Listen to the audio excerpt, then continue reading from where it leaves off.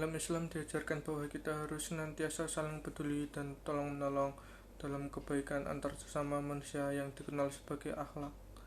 Akhlak ini harus berlandaskan pada unsur akidah dan syariat Islam. Pelayanan kesehatan berupa pemberian asuhan medik dan asuhan keperawatan merupakan bagian dari akhlak. Sebagai dokter muslim yang merupakan khalifah sekaligus hamba Allah di muka bumi ini, haruslah senantiasa memegang akhlak tersebut sehingga pelayanan kesehatan yang diberikan dapat bernilai ibadah di.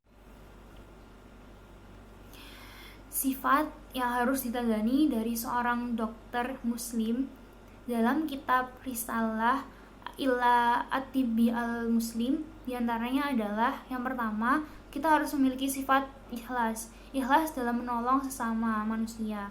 Terus kita harus memiliki keyakinan bahwa Allah selalu mengawasi pekerjaan kita.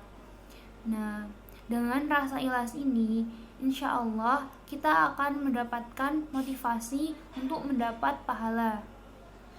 Nah, sifat yang kedua adalah takwa. Kita harus bertakwa dengan menjalankan pekerjaan kita dengan baik dan menghormati sesama muslim dan tetap dalam jalannya Allah. Misalkan ada kisah pasien wanita yang dia ini ingin berobat, namun hanya ada seorang dokter laki-laki. Dalam Islam ini diperbolehkan, namun dengan syarat seorang wanita ini harus dokter muslim harus memiliki sifat akhlakul karimah seperti rendah hati, tidak sombong, dan sebisa mungkin memperlakukan pasien dengan baik. Dokter harus memiliki sifat jujur dalam berbagai hal, mengobati pasien dan meresapi pasien.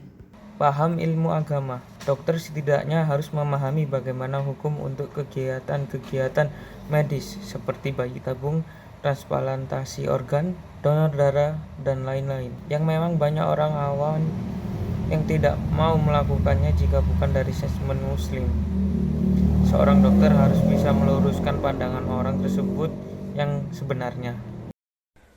Contoh perilaku dokter muslim rahmatan lil alamin dalam pelayanan kesehatan yaitu 1.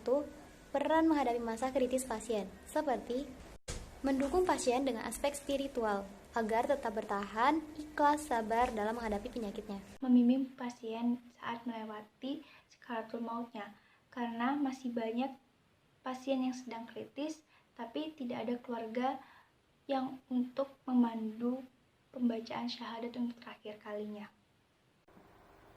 Memilih bahasa yang sopan dan menunjukkan empati kepada keluarga pasien jika pasien telah meninggal, dan mengucapkan innalillahi wa inna ilaihi raji'un. 2. Peran saat melakukan penyuluhan pengentasan kemiskinan.